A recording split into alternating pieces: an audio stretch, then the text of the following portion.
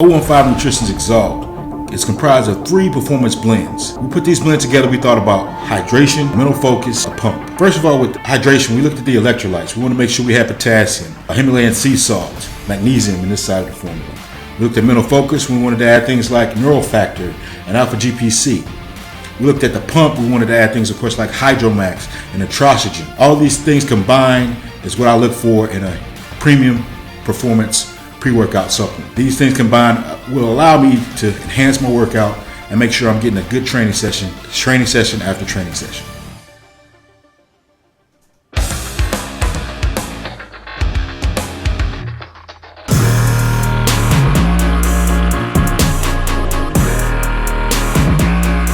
Welcome back to RXMuscle's Iron Road to the Olympia 2020.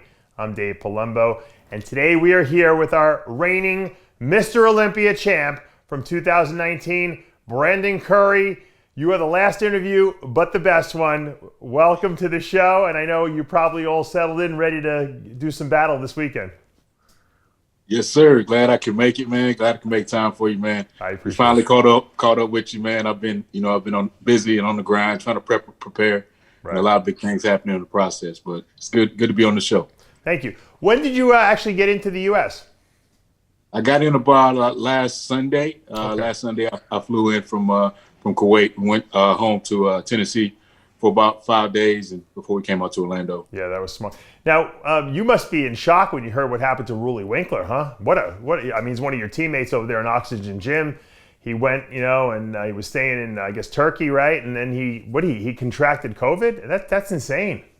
Yeah, it was, he had some visa issues at first, and then, he was trying to make some different plans to get out of Istanbul, and he required some testing in order to get those things to happen. And yeah, that's when they caught him with COVID twice, actually. Twice? They asked for another test. Yeah, he asked for another test. Oh, man, what a terrible thing. Thank God you left early, so you had some time, to not have to wait till the last minute. But these are tough times. 2020 was a tough year for a lot of people, Brandon. Did you find that this was tougher for you, or did you kind of have a little bit of an easier time since you really didn't need to compete or anything like that? Yeah, it was a good break for me. It was a good break, good time to spend time with the family, regroup, let the body rest, not travel as much. So, I found it very refreshing for me.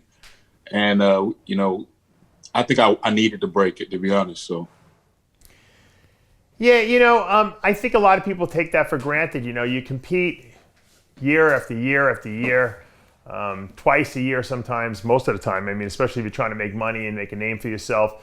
And it does wear the body down. It's a tough, I've done it. It's tough. There's no break really. And so this probably worked out to your advantage. Plus the Olympia is later this year. So you actually had more than a year to prepare to defend your title. Obviously this year's title defense is going to be a little different because Phil Heath is now in the lineup, which I have to believe, because I know you're a competitor. You're a sports guy. You want to compete against the best that there is in the business. And if you beat Phil at this Olympia, that really does, validate your victory and validate, you as Mr. Olympia. So I have to imagine that as a champion, you're probably excited about this, huh? Exactly. I mean, I've been wanting to be good enough to stand toe-to-toe with Phil Heath for a long time. I didn't think that opportunity was going to happen after the last year when we were speculating where he was going to come back. I was hoping he would come back, but I got the news this year, and it set some things on fire. So I get the opportunity, and I'm not taking it for granted. Yeah. I feel like I'm well prepared, and the day has almost here. It's almost here, I say. I know we're right around the corner. Now I want to have Tyler put up this side picture of you standing, and I guess this was your hotel room. The light was hitting you. I mean, you basically silenced a lot of people. People were looking at this picture. I think their mouth hit the ground when they saw this thing. I mean, you are in tremendous conditioning. Your waistline is the smallest I've ever seen it. I mean, all your detail is in. I mean, is this the best look we will ever see from Brandon Curry? I don't know if it's the best look you'll ever see, but until as of recent, yes, it should be the best look that you see to date. That was a morning photo, right after cardio, empty stomach.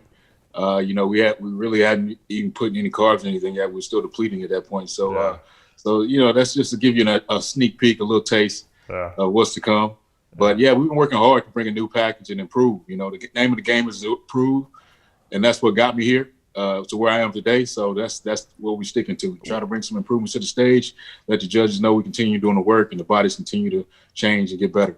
Who leaked that picture? Where did that picture come from? Because it wasn't on your page, right? No, it wasn't on my page, but I don't want to say who leaked it, but it's a very high official in our organization that ended up leaking that picture, unbeknownst to us.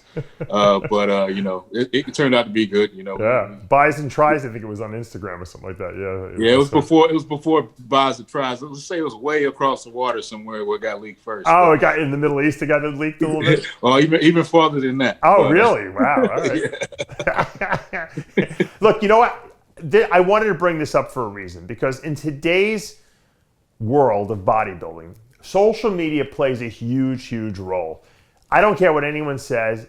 Everyone looks at social media, the judges, the competitors, the fans, and it's almost like you're waging a campaign in a sense. We all say we want to let our physiques do the talking, but you almost, as Mr. Olympia, you almost can't stay off of social media. You have to almost give the fans a tease here and there, because if you don't, you're actually not, it's like you're almost not doing your due diligence, in the sense that you want the judges to be excited to see you, right? So you have to leak a little bit. You can't completely be covered up.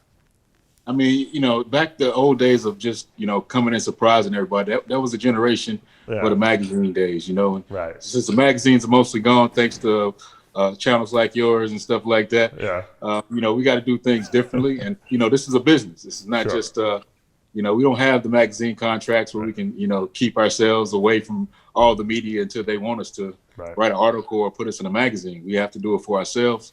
And, this is a way of, being a businessman. So, I mean, if you're not into social media, you're limited in the money you're putting in your pocket, you're limited in your exposure, and you're limited in your brand. So, it's true, and you could be a great bodybuilder, but if you don't have a good social media following, a lot of companies won't want to invest in you, right? I mean, as far as marketing products go, and you have a lot of products now that you're endorsing and stuff like that, and that's great, because that's more income for you. Exactly.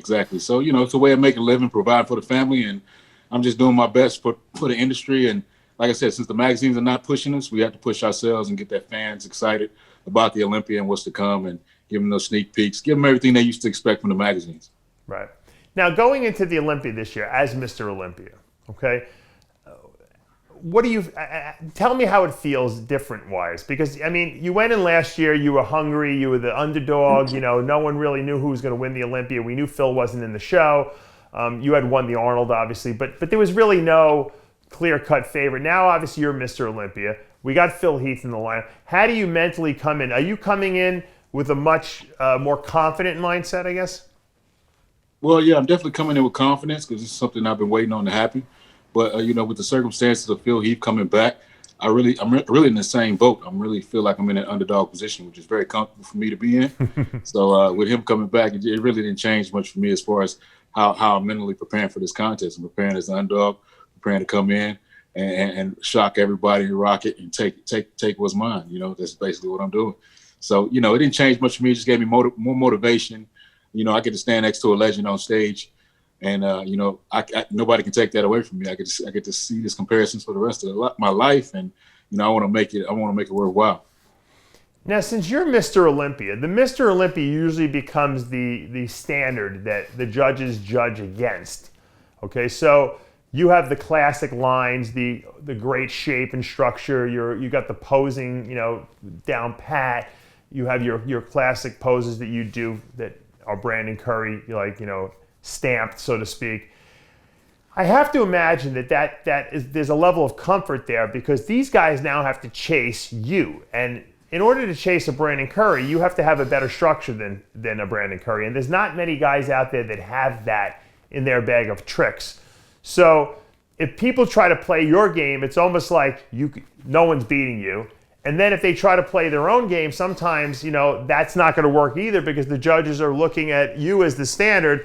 So it definitely gives Mr. Olympia an advantage on that stage. And I think that, mistakes guys have made in the past was that they worry about who else is in the lineup, and then they try to play their game, and then they go off what their strengths are.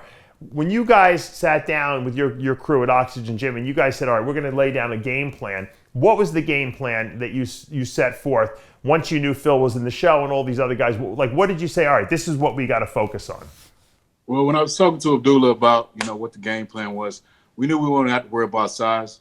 We just wanted to bring, the conditioning to the stage this year, making sure everything is sharp, the physique as complete as possible, right, and just let the muscle maturity do the talking. These years of training, these years of development, being in this prime age of 38, just let the physique do the talking, and make sure we just bring something for the fans to get excited for. Just slight changes, slight improvements. Just let them know we're just moving things in the right direction. He didn't want to worry about outmassing everybody, or right, any of the things that didn't really get me to the position I'm at right now. We're gonna play our game like most people say they wanted the conditioning from the Arnold, maybe some of the fullness from the Olympia. They wanted a combination of the two. Last year you got two complete versions of me. You got one really, really full version of me, and then you got one really, really conditioned version of me. So we're trying to combine those versions for the best version of Brandon Curry in 2020. And it makes sense. And it's ironic, aside from Big Ramy in the lineup, now with Rooly out, there's really no one out there that's significantly bigger than you in a sense. And obviously Phil Heath's weakness is your greatest strength, the midsection. So, it's a good matchup, we're seeing on paper, Whether everyone brings their best conditioning or not, who knows? We've never seen that in the history of Mr. Olympia, right? So someone's going to be off at the show. And obviously, it's your job not to ever be off, as Mr. Olympia. But you have to feel pretty good going into this event, knowing that there's no one out there who can really, outmaneuver you in the sense that, oh, this guy's going to outmass me and blow me away. But because you got kind of the standard. And once again, I always feel that like when you know you can go into a show and that you have your own destiny in your own hands, to me, that's very empowering. It is, Dave. It's definitely very empowering when the ball feels like it's in your court. Everybody's coming to get what you got. Right. So, basically, we just got to come in there and not make any mistakes, perform well, and let the physique do the talking, come in with confidence, let everybody know this is my stage, this is my time, and my time is still here. And that's what we're coming to do, man. I mean, coming into the first Olympia, right, not coming in at 100%, still winning the show, and then coming in the next year being even better. I mean, that's going to set the precedent. It's going to set the stage for more talk in the future, hopefully, and me being able to take this title. So, I mean, like I said, the name of the game is improvement, and I think we've done enough to improve for this year. Awesome. How's the new gym going? How's what that? The new gym? The new gym is going awesome, man. It's my first week. My first time training in the gym when I got back, because the gym opened. That gym opened when I was going in Kuwait. So I didn't get the 10 because of the risk of not being able to go back to Kuwait. Of course, yeah. So I didn't get to return. So I got my first training sessions in there, and man, I just got so much good feedback from the power lifters, from the physique guys, the bodybuilders in the gym. Right. And it's like a big family. Everybody's enjoying everything. They give me the feedback, and I'm up there observing what can I make better. What can we do better? Sure. So me and my partner Brent, we're gonna have a meeting in January on what we need to go, the next phases, and some new projects that we're gonna work on in 2021. So what's the main equipment line you have in there, or do you have a bunch of different stuff in there? Well, in Gym 1, we're Arsenal based. Yeah. Arsenal is a Tennessee brand. It's a Tennessee based company. In Gym 2, we have a lot of Arsenal as well, but we did work with Men's Mantis, which is a Olympia sponsor out of Europe, out of Hungary and Romania. Yeah, no, I know exactly who they are. Yeah. Peter Molnar's guy. Exactly. Yeah. And Romeo, he's a specialist in equipment out there. So I got some of the best recommendations. And of course, I have familiarity with a lot of equipment from Oxygen Gym. So we're kind of thinking on the same page and putting stuff in there. So we got Prime, we got Atlantis, nice. We got Hoist, we got Cybex, we got a Eleco, we got a lot of different versions. You did it right, yeah. Yes. I picked and choose, man. That's my home gym where I'll be training. Sure. It's less than 10 minutes away from my house, so I'm going to be in there every day training. So, I had to pick and choose exactly what I wanted in that gym. Yeah. You might have to move the whole Oxygen operation over to your gym, because with the way it is to get into this country nowadays with all the quarantines, man, you should set up shop here 6 months ahead of time, and have everyone come here and train. Well, that was my plan B. That's why that gym came along at the right time. So if I did have to stay home, I would have an environment to where I could at least get it done as best I could. Well, you bring the trainers to your gym too. Have Bader send everyone over there. Well, Abdullah came with me to Tennessee, so he did. Okay, all right, good. So yeah, so he got familiar with the area and with the gym and everything too. So if need be, we can make it happen. Yeah. Now, is it true that you're the guy who actually inspired Peter Molnar to do the to enter that NPC event and then do the IFBB Classic Pro? Well, I've been trying to talk Peter Molnar into doing NPC and getting an IFB for a long time, man. And so at Romania last year, I really just kind of pushed him. I think he's ready to hear what I had to say. Yeah.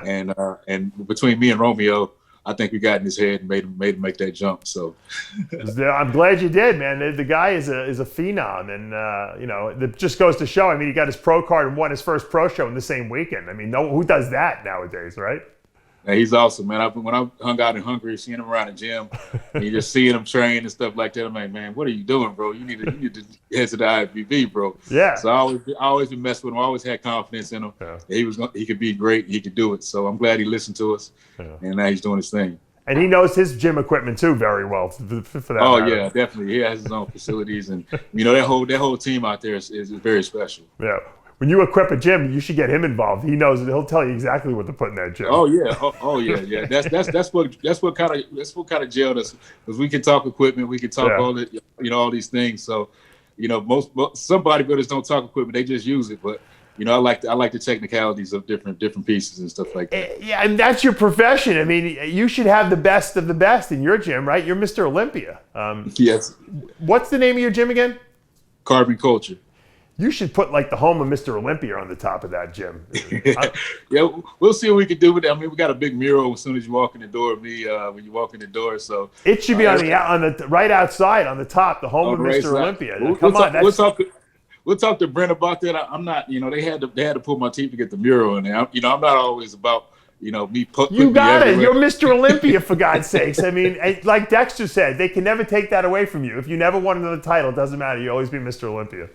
Exactly, but Hey, Brandon, best of luck this weekend, and hopefully you'll come home with number 2, man.